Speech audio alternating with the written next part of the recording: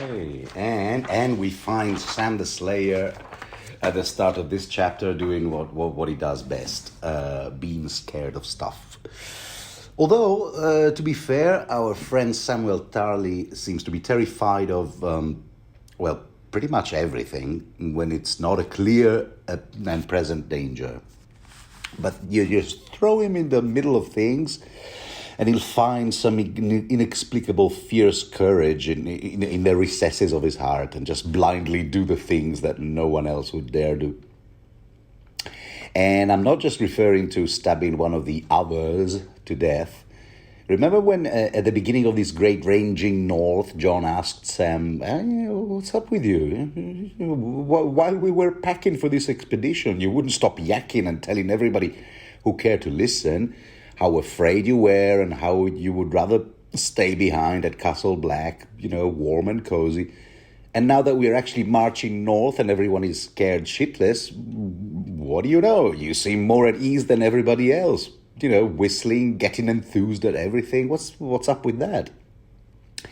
At which point, Sam had replied, yeah, well, do you know what? It's all right. Now that we're actually in the middle of the thing, I'm actually feeling giddy about it. Ho-ho! I even get to see all those landmarks I only ever read about in books. The Fist of the First Man, it's all back in A Clash of Kings, John 3, if you don't remember that bit. It's there where Sam goes, I can't complain.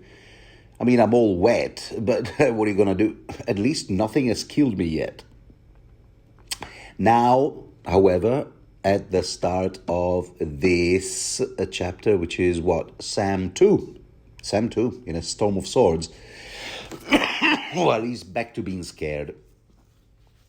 After that desperate run from the White Walkers, the Night's Watch, what's left of them, are now at their first destination, Craster's Keep, and, things are not well. Okay, let me read the opening sentence to you. There you go, right here. Up in the loft, a woman was giving birth noisily, while below, a man lay dying by the fire. Samwell Tarly could not say which frightened him more. There. The man dying, while Sam is trying to feed him onion broth to no avail, is Bannon, who you might remember was one of the best rangers they had, a scout and all, which is why he took part in the scouting mission around the Milkwater River to spy on Mance Raider's host. And precisely because of his tracking skills, he was one of the Night's Watch men marked to be killed by Chet. Remember him in that conspiracy to commit mutiny in the prologue of this same book. Craster is, of course, his usual charming self, while he's munching on a sausage. He's all like, yeah, that one is dead, mate. Yeah, just stick a knife through his heart. Lovely sausage, I must say. Now, let me, while we talk about this, why not indulge in a sip of the old coffee here? All right, let's have a look.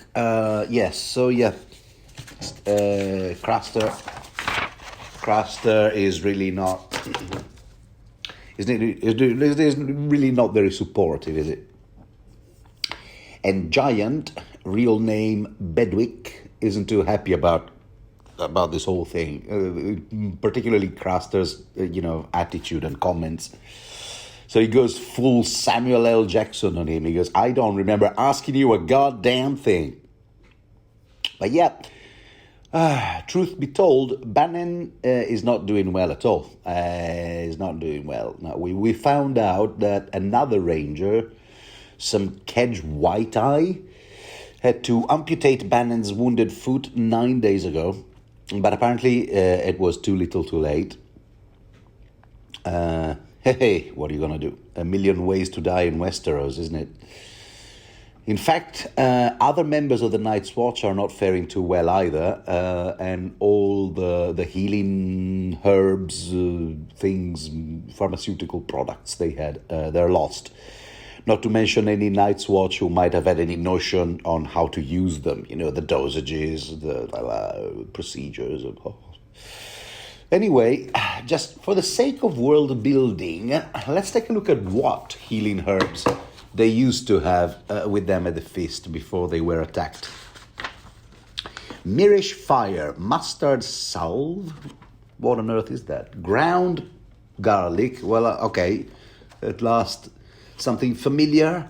Tansy. Aha, you gotta have a little bit of tansy wherever you go. Poppy. Okay, I can see what you can do with that. King's copper, that we don't know what that is. See, but you can tell they're all into natural remedies, big time here at the watch. None of your antibiotics for the Night's Watch, no sir. Anyway, well, it's all gone now. And Sam is terrified by another thing. He's thinking, what if Craster is aware that I not only exchanged a few words with his daughter/wife, Gilly. I think it's pronounced Gilly and not Gilly. Gilly, which is talking to wives/daughters of Crasters is a huge no-no around here. You know how Craster is. But what if he finds out that not only I talked to her, but I also promised her that we would take her away from here? See, the issue here is that, and we go back to John 3 again from Clash of Kings. Yeah, because this is kind of like, supposed to be mirroring the first time at Craster's, which was, there's my cat. There's my cat who comments. Craster's arrival at Craster's, the first, on their way north. And of course, this Samwell II is their second, kind of like second stay at Craster's. We hope you enjoyed your stay. On their way back to, hopefully, Castle Black, deflated, defeated, decimated. But yeah, so this is like kind of, the John 3 opened the door, and this is John 3 in A Clash of Kings opened this door, and now we close it with Sam 2 in A Storm of Swords. So we go back to that chapter, and this is where Gilly, who incidentally is the woman who's giving birth upstairs, is one of Craster's daughters, and she's having a baby from Craster. I know it's messed up. Look, hey, I didn't write this, okay? And in that chapter, in book 2, Gilly approached John and told him she was pregnant at the time, and told him she wanted to leave and that Craster wouldn't even notice since he had like 19 wives around the house, a number of them being also his daughters, I told you. And the issue being that she was pregnant, I told you that, and while that would not be too bad if she had a girl, since Craster would let her grow up and eventually marry her too. But however, if it was a boy, he would give the baby to the gods, an undisclosed sort of god category of people that we didn't know much about it at the time. But there was a little kind of like a description that came with these gods. These are the cold gods who come at night and are white shadows. And we can infer that she was talking about the whites, but that's all we knew. But the rabbit hole, or should I say the warren, went deeper than that, because all high-ranking officers in the Night's Watch knew about these human sacrifices, babies given to these gods, but simply swept the whole thing under the rug, as John found out the next day. That's still in John 3. The Clash of Kings, the Night's Watch attitude being sort of like, meh, what are you going to do? Craster, jolly good old Crasters. The wildlings serve cruel gods. Yeah, it's not for me to judge. Craster is, after all, a friend of the watch, and yada yada yada, all that stuff. This is propaganda that condone. Hey, he's a son of a gun, but he's our son of a gun. Does that sound familiar? Another sip of coffee would do me. So there you go. Sam at the time, still book 2, huh? Not to be outdone. Also, yeah, me too. Also approached Gilly and told her something like, yeah, you know what, maybe on our way back we can take you with us, which, as plans go, was a bit far-fetched. I mean, you tend to notice these things. Okay, he's got like 19 wives. He's never going to notice that I'm gone, me and the baby. Yeah, I know. Look, in that, cabin fever sort of riddled place known as Craster's Keep. No, you tend to notice. What is it, like a 5% of the population decrease. So yeah, no, but yeah, the plan was a bit far-fetched, but now, who knows? A window of opportunity might open in this chapter. Because, dear listener, and this is where I should probably, well, first of all, greet you. Just like 11 and a half minutes into this, I haven't even welcomed you. How rude of me.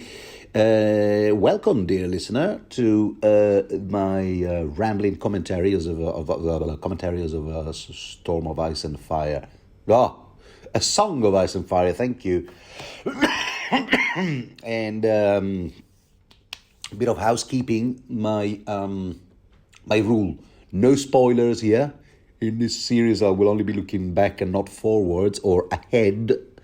However, as far as this chapter is concerned, yes, I will assume that you have at least read the entire chapter to the end. So whenever I refer to the saga of Ice and Fire, I'll be talking about book 1, book 2, book 3, but only as far as the end of this very chapter. So if you know how this chapter ends, because you've already read it, well, you know that an opportunity to take Gilly away from Craster's Keep does present itself in this chapter. If you haven't read this chapter, down until the very last page, the very last line, then what are you doing here?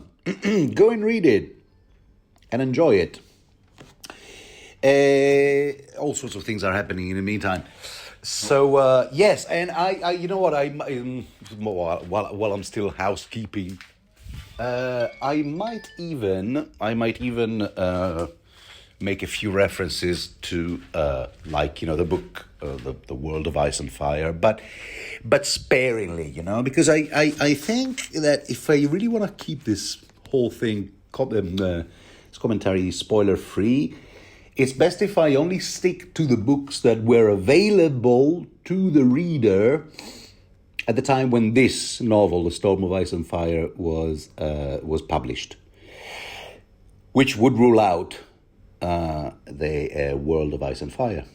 So just these three, two books and a third, really. That's it. So I won't be talking about a feast or a dance. Right. Okay.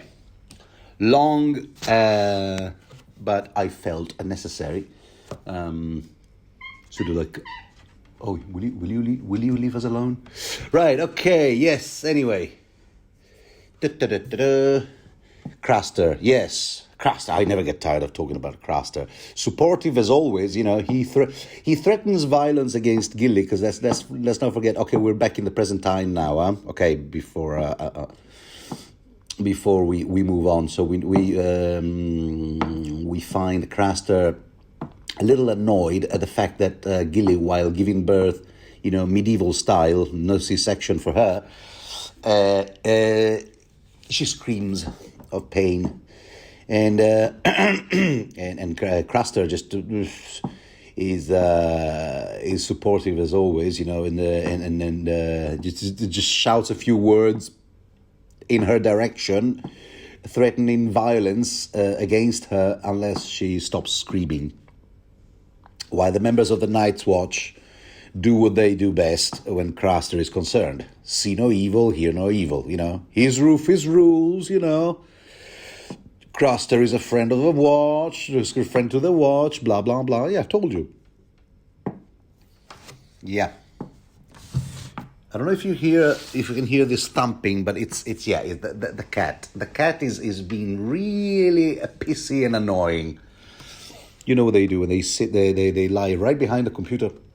And I've seen these beautiful screensaver wallpaper things that you can use.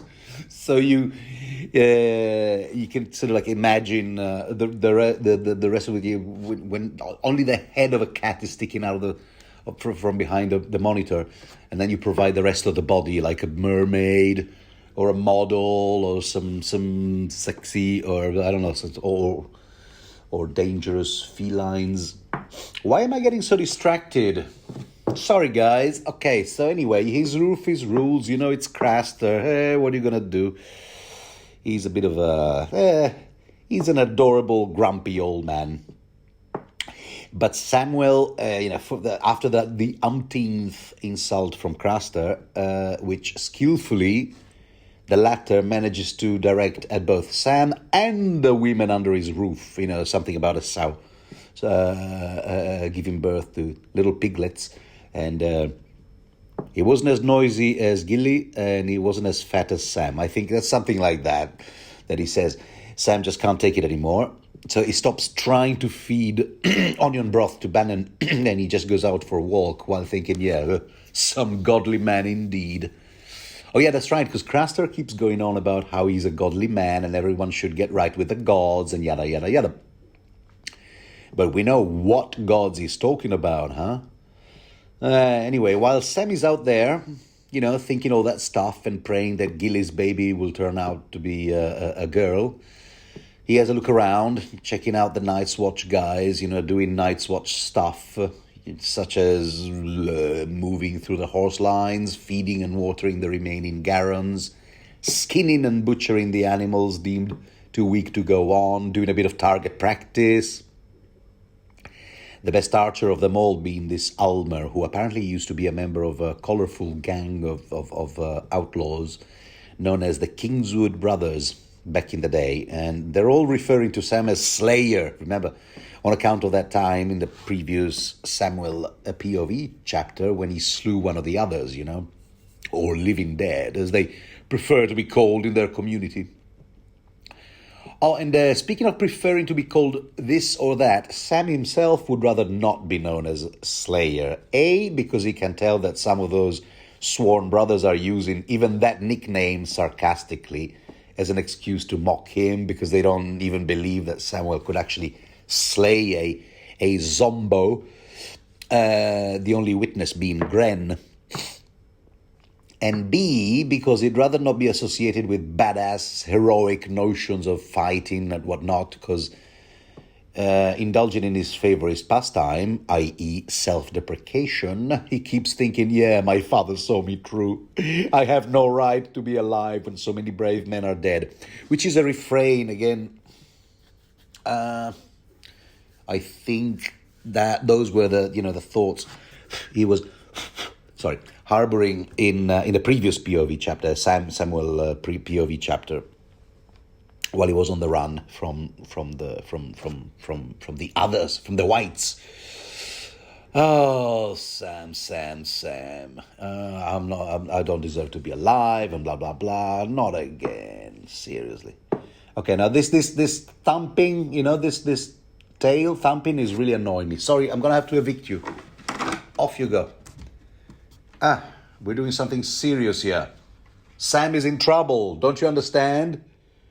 He's messed up psychologically. And for God's sake, you're getting even worse now. You're getting on my nerves. Oh. And in future... I had to evict him from the table. And in future books, we'll find out just how messed up he is, thanks to his father. No, we've only uncovered half of the story. Ooh, the tip of the iceberg, I'll say, of this story. So yeah, and did you know what it is? Is he walks, keeping his head down and going, I don't want to be known as Slayer. Why can't I just be good old, plain old Sam? And it's actually, he meets Gren, and it's actually Gren who gives him the sweetest sort of, pep talk or whatever. Everyone seems to deem Gren not particularly bright, but here he demonstrates to have more wits about him than most, because he tells Sam, look, mate, yeah, so what if some people have taken to calling you Slayer as just another way of calling you coward? I tell you what, everyone is scared around here. They just pretend they're not. Me, most of all. There, I said it. There you go. And Sam just says, why can't just be known as this good old plain Sam, as he sits down on a rock, He sits this time for a change. He doesn't plop. Because I don't know if you remember, there was that plopping verb was used more often in book one. Yeah, Sam he would just plop on chairs. He would plop on benches. That's his thing. Sam plops. Tyrion waddles. He doesn't walk. He waddles. And John flexes his sword hand. The fingers of his sword hand. Anyway, Gren.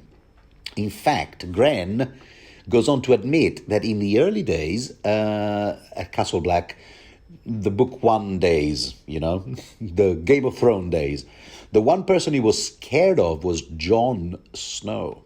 At sword practice, every time Jon charged against Gren, the latter was scared shitless because he always took a beating from him, obviously, which I personally find darn interesting if you ask me, because in book one we only saw those sword practice sessions from Jon's POV.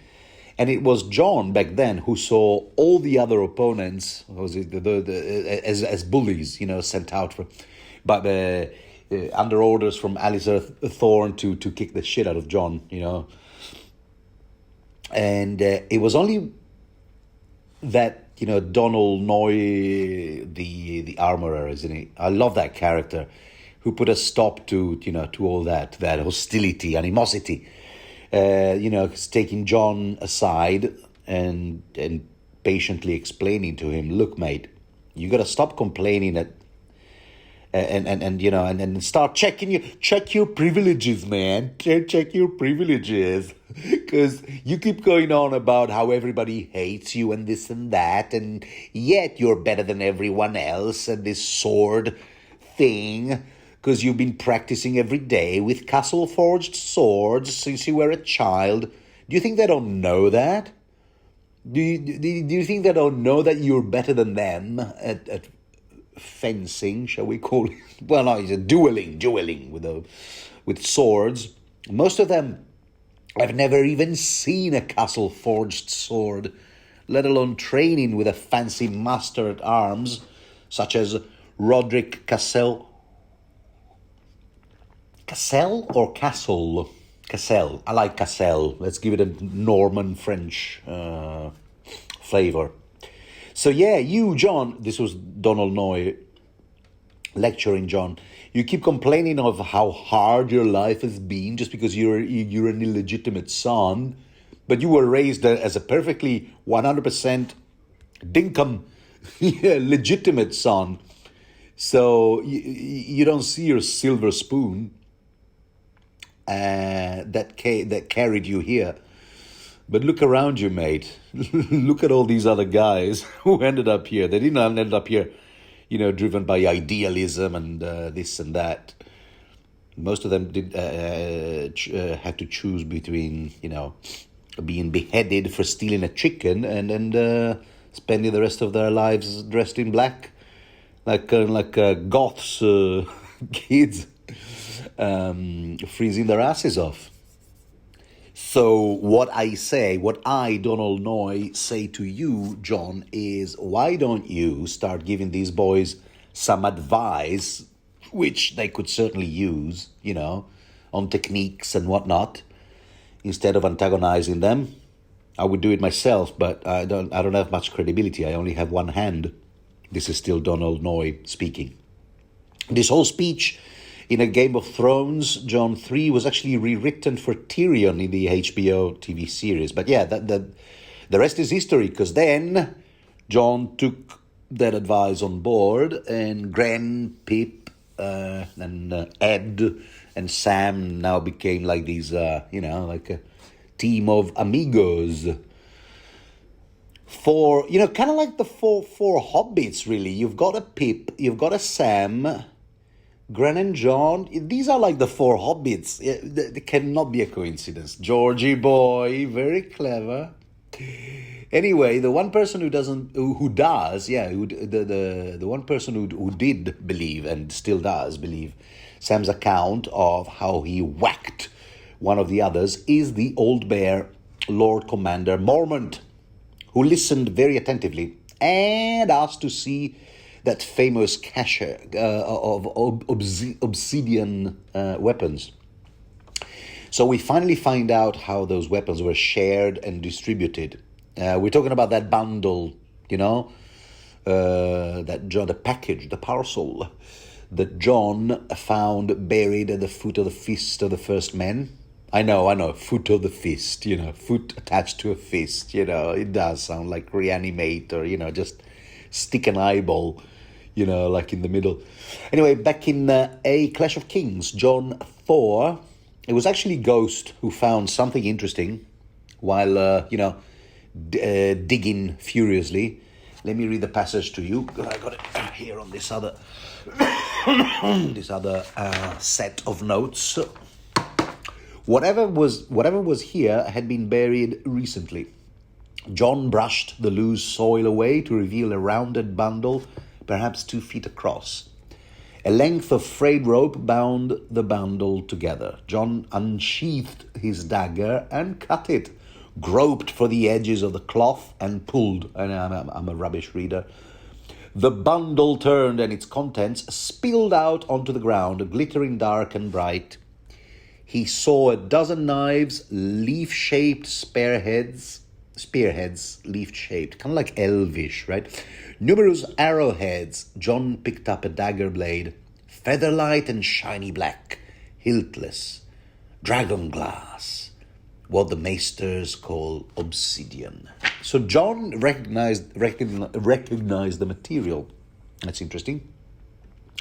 So what happened to all those dragon glass weapons that John found thanks to Ghost? Well, it's Sam who tells us here in this chapter. He goes, there had been dagger blades and spearheads and 200 or 300 arrowheads at least. Wow. John had made daggers for himself, Sam, and Lord Commander Mormont, and he'd given Sam a spearhead, an old broken horn, and some arrowheads. Gren had taken a handful of arrowheads as well, but that was all. So Sam had that mysterious war horn. My mistake, sorry. In the commentary I made for John 4, from this same book, I had assumed that John had kept it, the war horn, and that he hadn't yet passed it to Sam. I knew that he eventually would, but I thought it was after, when they meet again. If they meet again, oops. Minor spoiler, sorry. Okay, shut up, Salsa. But no, he actually gave him the horn right away, so he has it.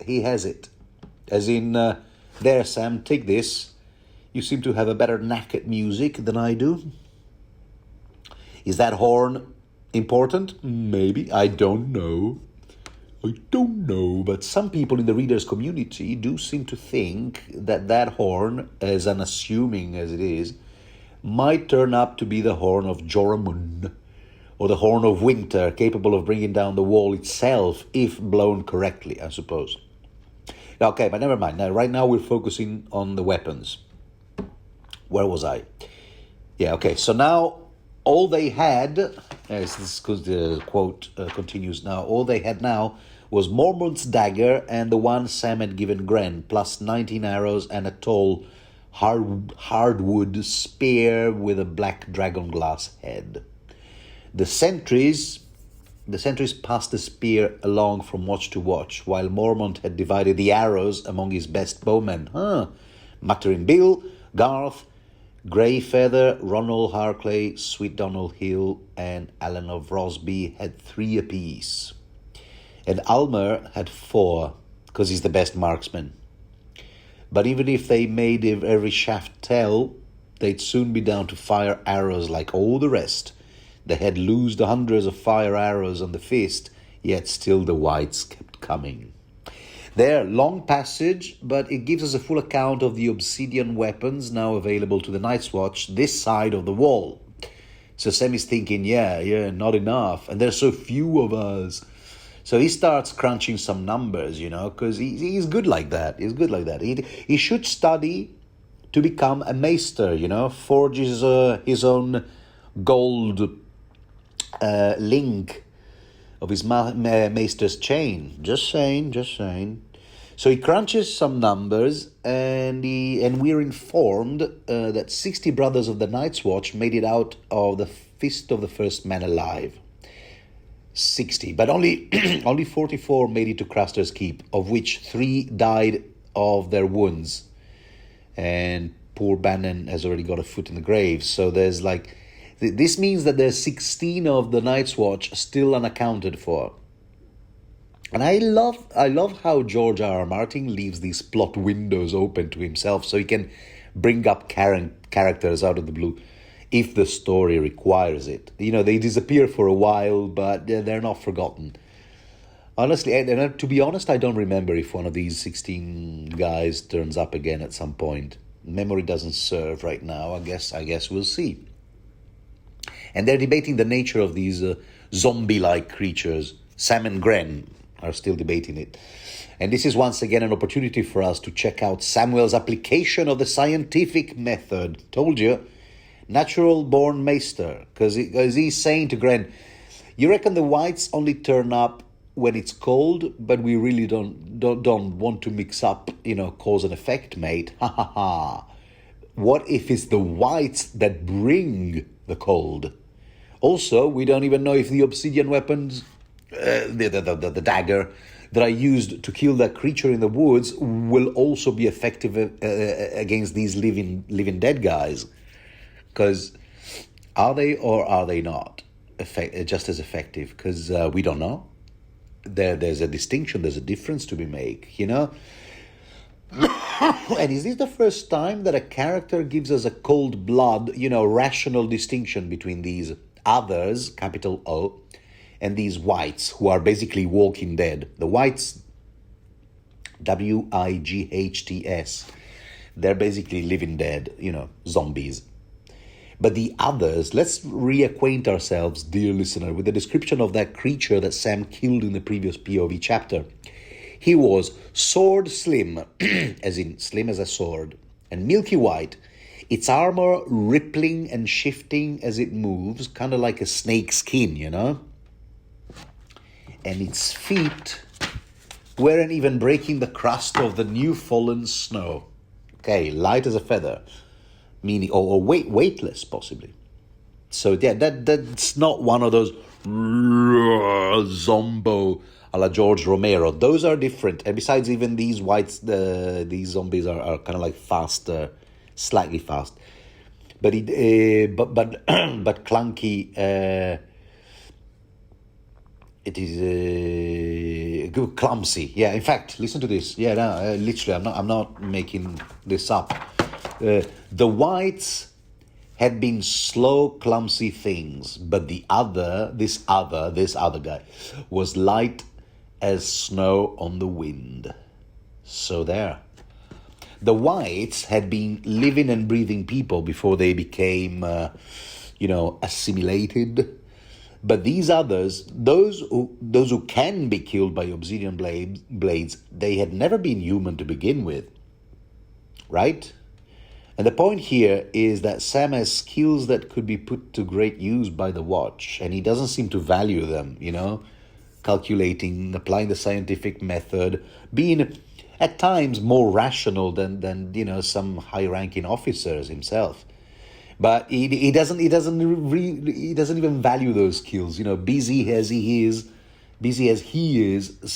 thinking that he should have died at the feast, seeing that he couldn't even hold on to his own sword, because he lost it.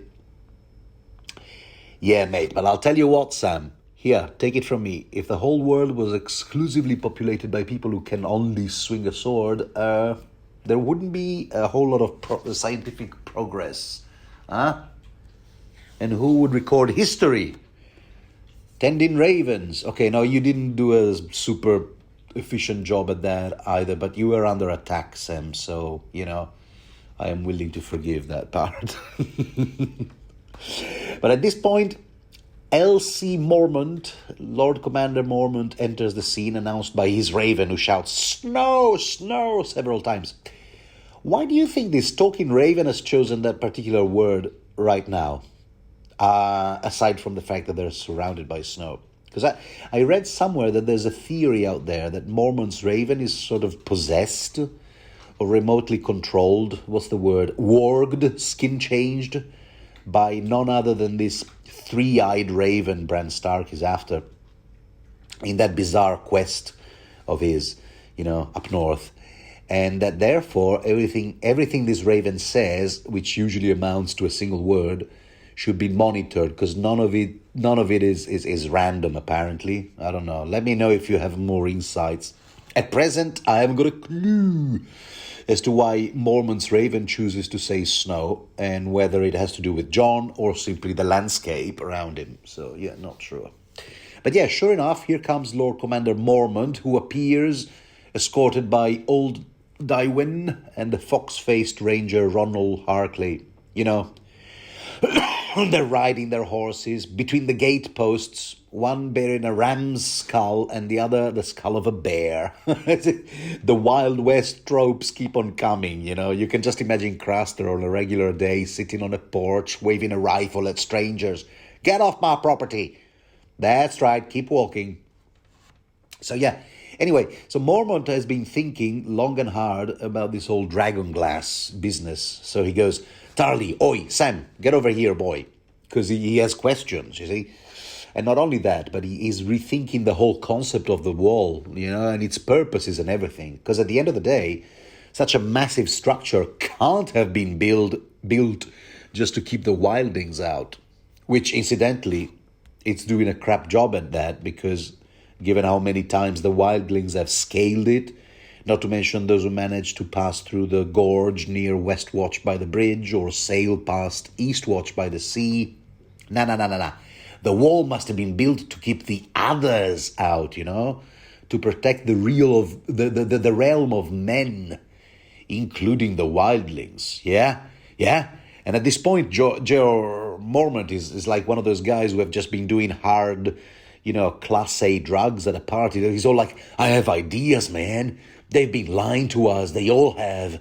The North doesn't remember, but our founding fathers did know, and we can make history, man. Yeah, big time. Listen to this.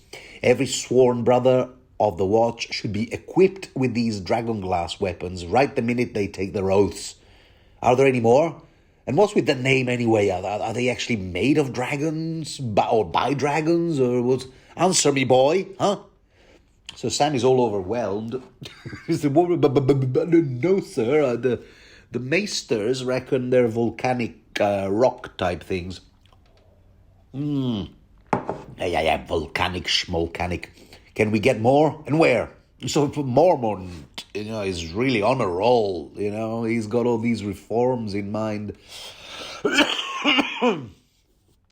And this is where we hear the children of the forest mentioned again, because they supposedly used obsidian blades, the children of the forest, except that they're all dead, or so Lord Commander Mormont says.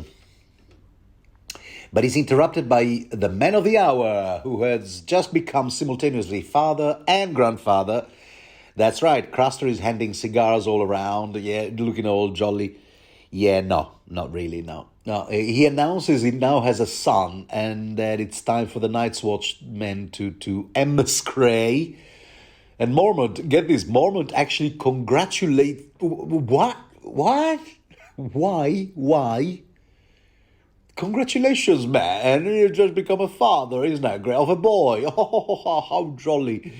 Yeah, no, as if he didn't know that the boy is soon to be. To be what, actually? You know what? We don't really know what the others do with these Craster boys. I mean, do they snack on them? No, ew. No, or do they raise them, right? They raise them, somehow making them similar to themselves in nature until they grow to adult man size. Is there a whole bunch of Craster others, or a whole bunch of Crathers prowling around these parts? Well, the final paragraph in this chapter seems to suggest just that. Anyway, so Mormont goes, yeah, I get the message. Let me just wait for the wounded to heal a bit, right? Nah. Craster won't have none of that. He is all like, whatever, mate. They're all as fit as they'll get with the food that I'm not giving them. And as for the dying ones, you either give them a mercy killing or leave them behind, and I'll take care of them. Casserole stew. I have a few ideas. Yummy. Okay, he doesn't actually say that last part about cooking Bannon, but it's my theory, okay? It's my tinfoil hat theory. I'm allowed one fan theory for each commentary. No? It's a rule. It's a rule I just made up. Be it as it may, Elsie Mormont is not impressed. Yeah, like, wow, friend of the watch, huh? Yeah. Some friend you are, talking like that. But Craster, he's what's the word? He's stern. He won't budge. What are you complaining about, mate? The debate is getting a bit more heated. I've got more mouths to feed right now. Haven't I just told you? Which is, of course, a big fat lie. Or rather, a big skinny lie. And it's at this point that Sam... Didn't I tell you Sam is capable of finding the courage in random moments? And what do you know? He manages to say and do the things that no one else would dare say or do. So Sam goes, oh, we could take the baby. And I love the fact that George R. R. Martin doesn't immediately tell us that it's Sam who said that. All he writes is, we could take him, someone squeaked. Craster, as you can probably imagine, is not impressed. In fact, but we find out that it was Sam who said that from Craster's reaction, because he spits on Sam's foot and goes, you think I'd give my own son to you, Black Crows? But Sam is on a roll by now, he's unstoppable. Yeah, and you know what? We could also take Gilly. She wouldn't mind that. It's Lord Commander Mormont who feels some diplomacy is needed at this point. He goes, Sam, yeah, a word, if you don't mind, inside. So he gives Sam firstly he gives him a push inside the hut, the house, shall we call it. And then he gives him a right bollocking, scolding once they're inside. What are you, nuts? Even if that incestuous dude did give us his son/grandson, do you think we'd be able to feed him? Raise him? He wouldn't even make it to the wall. What have you been smoking, man? Sam attempts some feeble response, which I would argue is still not how a coward would act. He goes, yeah, but anyway, he's silenced by Mormont. Shut up and go see about Bannon, which he does, except there's not much to see. It's Giant at this point who shows his good heart, by his comment, because he goes, Giant, real name Bedwick, nicknamed Giant because he's really short. Kind of like Small Paul, who was actually a huge fella. Anyway, so Giant is standing over Bannon, who has just kicked the bucket. And he's sadly commenting, yeah, well, I hope he's gone somewhere warm now. Even when this other character, Dirk, points out that Bannon, Yeah, well, he did have his foot amputated and a wound that didn't heal, but really he ultimately died of malnutrition, which could have been avoided if that bastard Craster had fed him properly. And Giant still shrugs his shoulders. He goes, "Meh, what are you going to do? The man gave us what he could." But Dirk, you can sense some hostility there already. The whole thing is boiling. He goes, he bets Crasterhead has got meat and tons of sausages stashed somewhere. So anyway, they burn Bannon the next morning. No burial out there for obvious reasons. Charred bones can't come back as whites. See? And all the watch can offer is a brief eulogy, which Mormont even manages to screw up because he doesn't seem to even remember where Bannon was from. Come on, Jer. Really? And now his watch is ended. But this is where George R. R. Martin manages to insert another bit of macabre, because we got to remember these men are practically starving. There's nothing but onion broth in their stomachs. So you know how it is. The smell of flesh, burning on charcoal. And if you think it's just Sam who feels his mouth watering at that smell and his stomach rumbling, no. Dolorous Ed, never one to mince words, joins Sam in the naughty corner where he's gone in hiding, ashamed of himself and the appetite that is stirring inside of him. And Ed just candidly tells him, look, man, who would have thought, who would have thought that Bannon smelled so good, huh? Makes me think of steak à la Florentine. If we only had a bit of applesauce, in fact, that actually goes better with pork. And speaking of pork, just look at you, Sam. You better stay alive, because if they put you on a pyre like that, if you should die with all that meat on you, I might be tempted to carve me a few cracklings off your skin, mate. If they roast you properly, like they're doing right now to the late Bannon here. Pork cracklings, I love those. With a bit of ale. Then he goes on to inform Sam that the entire company is expected to ride at dawn, as they have clearly worn out their welcome, in case you hadn't noticed. So they better get the hell out of there. Hell or high water or snow. Snow? Yeah, Sam. Yes, here. This is where Sam is all in shock. He sounds like Mormont's Raven himself at this point. Yeah, snow, mate. Too bad we haven't got enough horses. Keeps explaining Dolorous Ed, because he goes, well, we haven't got enough horses, and I heard round the watch, there's even talk of learning how to ride dead horses, like the others do, others with a capital O. But I can't say I'm too keen on the idea, because once they've figured it out, then we men could be next, turn into whites, so we can work 24/7, like at the end of Shaun of the Dead, the ending. Yeah, so Ed is not pleased at the idea. We should get unionized, man, I'm telling you.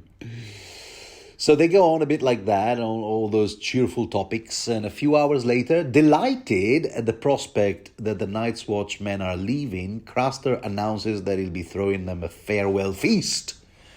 And by throwing a feast, he of course means that his wives/daughters will be roasting the watch's dead horses, fetching beer and bread, while he will be sitting on the only chair in the house, not lifting one finger the whole time.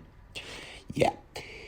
I mean, I say there's only one chair, but that doesn't mean that the guests are forced to sit on the floor. Yeah, there's sort of like a bench for them, although they have to squeeze on it, like and then also there's another bunch of other watchmen, as always, are forced to remain outside. And Sam once again proves that his reputation is false, because even right now his priority isn't stuffing his face with cooked meat. His priority is his respect for their dead horses, who serve them loyally, and he refuses to eat their flesh. Never heard anyone comment about that. Comment. In fact, as soon as he sees an onion, because he's still hungry, but so I'll guess I'll be a vegetarian right now.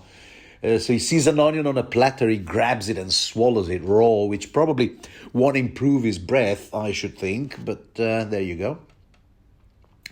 So they're all sitting amicably, sharing a gorgeous feast, repeatedly toasting to Craster's health, and what a marvelous host, and so on and so forth, for he's a jolly good fella. Although, not really. None of that. None of that. In fact, the hostility starts almost immediately. Karl Clubfoot demands more bread, and let's face it, he's a tad rude because he shouts at the wives / daughters. I'm just from now on, I'm going to call them the gals, okay?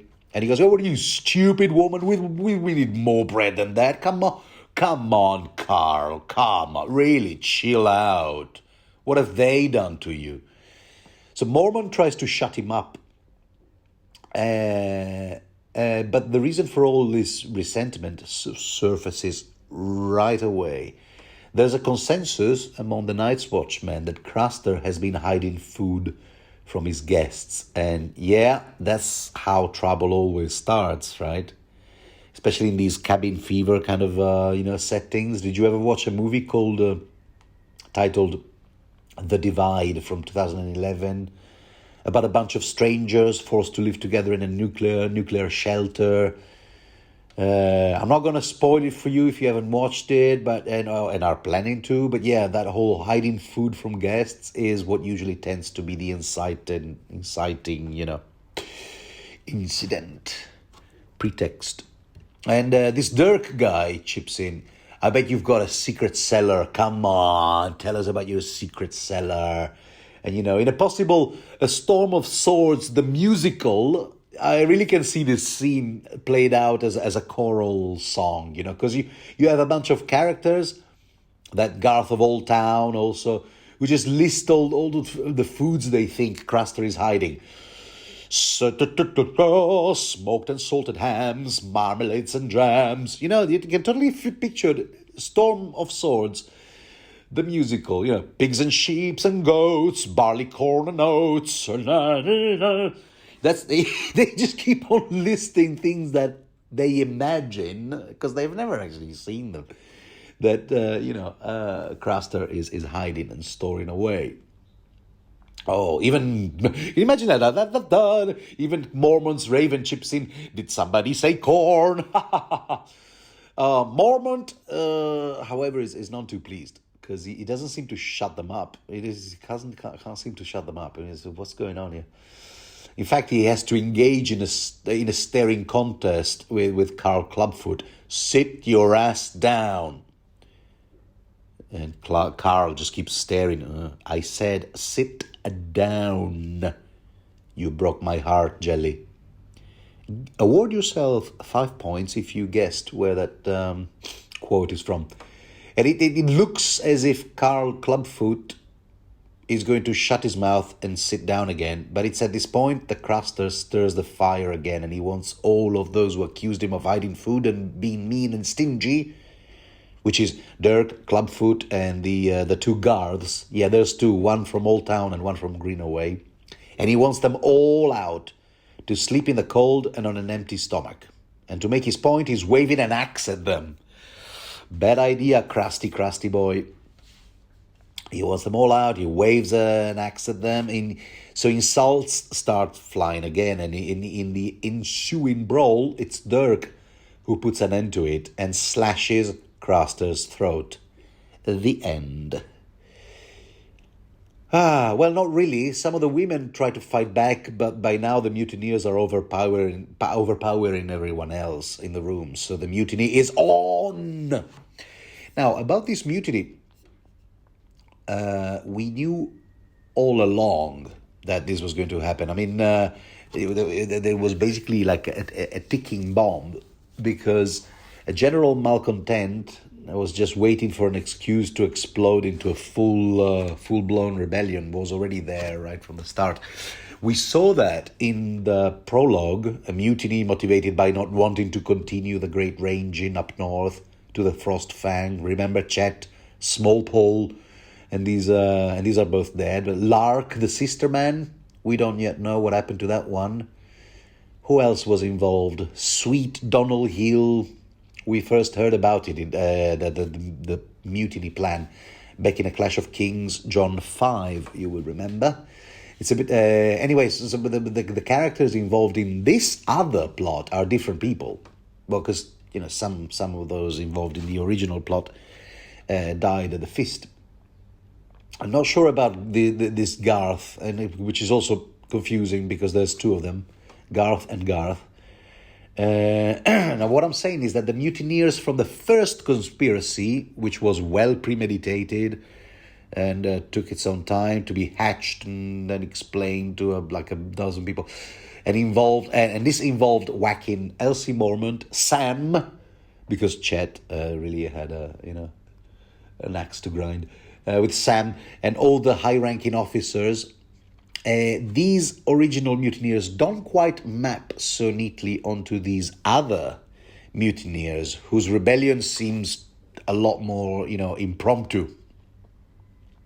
And the HBO series, which completely eliminated the original plot that was foiled anyway by the arrival of the others in the prologue of this very book, dear listener. The HBO TV series, just to make matters a bit more complex, they did shuffle things around. I don't know if you've watched it. I'm allowed to spoil a little bit of the HBO series, right? It's not canon, in my humble view.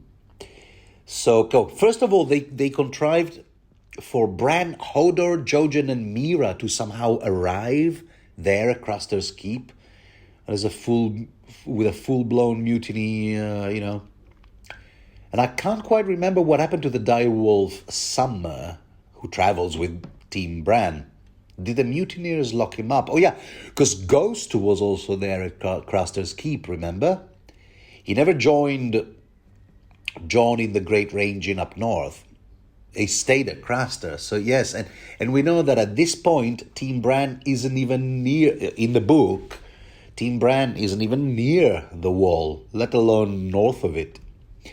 But the TV series wanted to place Team Bran there so that this character, Carl Tanner, which doesn't exist in the books, in typical Game of Thrones fashion, two characters from the books were merged into one. Carl Clubfoot, because Carl, and Dirk, because skilled with the Dirk, so it's just one character. Yeah, so they wanted this Carl Tanner to threaten to have his wicked ways with Mira, only for the situation to be saved by, drumroll, Jon Snow. What a mess! How? That was quite a departure from how this whole thing is described in the books. But anyway, all of that doesn't count as a spoiler, right, dear listener? I haven't spoiled you anything because none of this stuff actually happens in the book. If you're reading the book, let's stick to the book. A real spoiler would be if I told you whether or not Jon and Bran do eventually meet, which I won't. See? So anyway, where were we? Yes, so Mormont isn't particularly happy with the whole situation. He goes on and on. You have broken the laws of gods and men, and so on and so forth. But Dirk, who has a limited view of the legality of what's going on here, he claims that those laws don't apply north of the wall. Nah, Dirk, I beg to differ. Guest rights are kind of like, what are they called in international law? Jus cogens. Yeah, but Dirk would disagree with that. And to illustrate his point, he grabs one of the gals and threatens to cut her throat too if she doesn't open up the secret stash of food. And Mormont goes berserk. I'll have your head for this, you idiot, he shouts. But he's stabbed to death by these two characters, Ollo Lophand and Garth of Greenaway. And I love how George R. R. Martin follows up, and then the world went mad. All this is, seen from Sam's POV, and what he sees is the world going mad. And here, let me read you this paragraph. Later, much later, Sam found himself sitting cross-legged on the floor with Mormon's head in his lap. He did not remember how they'd gotten there or how much of anything else that had happened after the old bear was stabbed. Garth of Grinaway had killed Garth of Old Town. Oh, so they disagreed about artistic differences, I suppose. He recalled that, but he didn't recall why. Too easy, Georgie boy. No, okay, no, that makes sense. You know, he's got PTSD. Sam does. Rolly of Sisterton. Is it Rolly? Yeah. My notes. He had fallen from the loft and broken his neck after climbing the ladder to have a taste of Craster's wives. Gren has shouted and slapped him, and then he'd run away with Giant and Dolorous Ed and some others.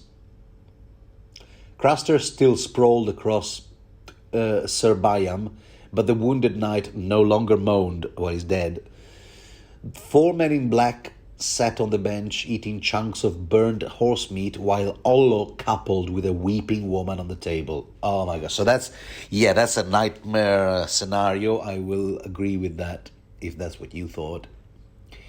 Long quote, but it gives us an idea, of the madness, tragedy, atrocities.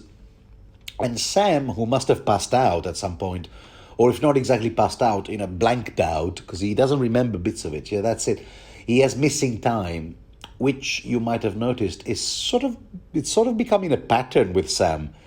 And we now understand why Gren, Giant, and Dolorous Ed were shouting at Sam. He doesn't remember what they were shouting, and Gren even slapped him because they wanted him to, snap out of it. I mean, we can infer that they were saying stuff like, hey man, come on, we're outnumbered. Let's get the hell out of here, man. Snap out of it. But Sam was catatonic.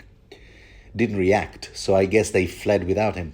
And now he finds himself cradling Mormon's head.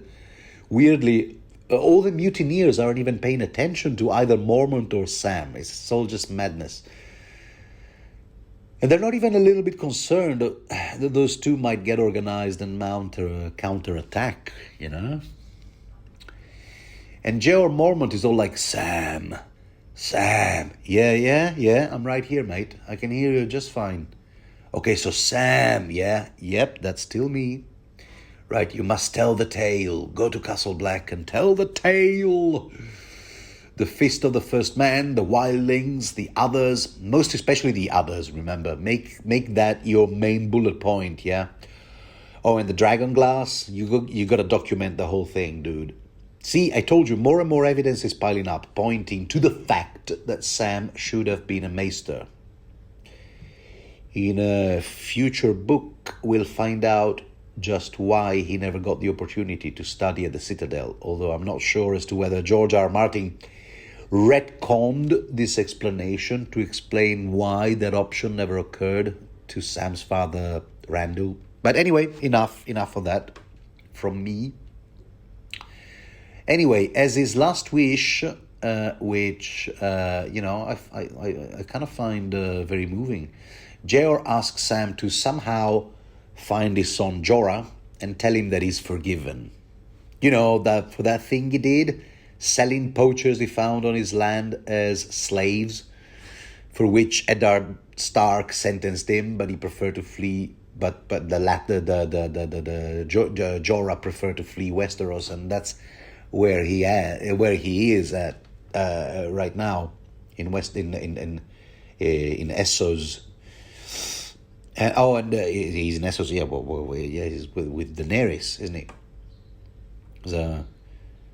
Squarely in the friend zone, but nonetheless, and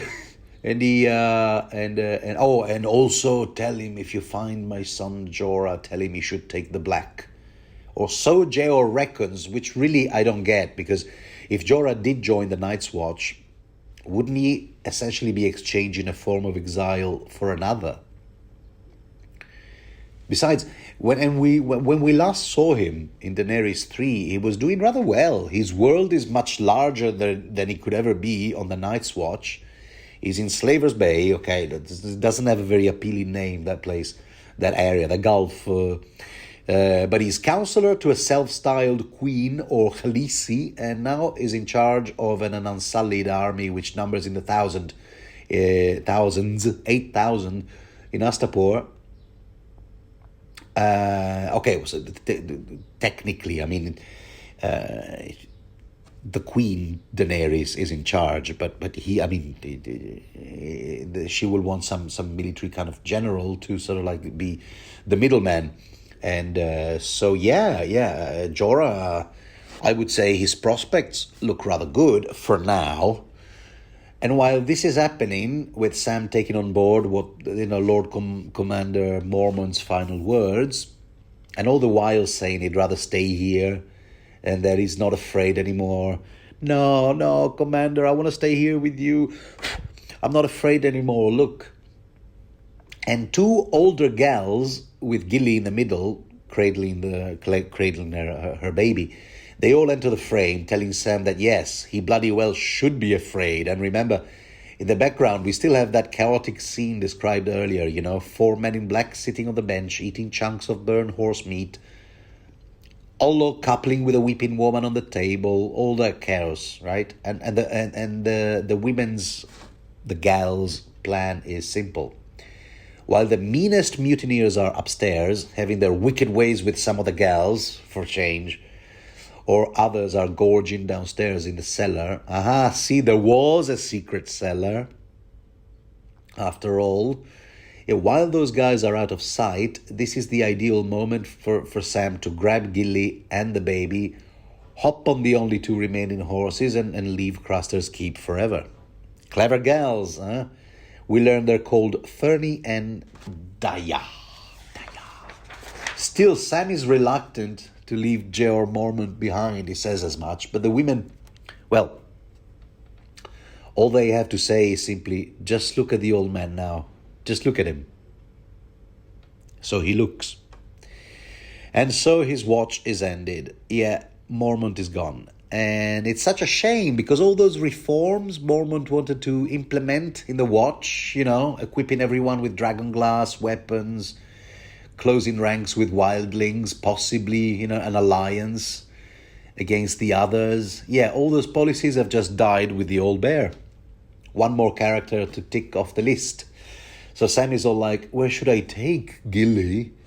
And the gals answer in unison, somewhere warm, mate.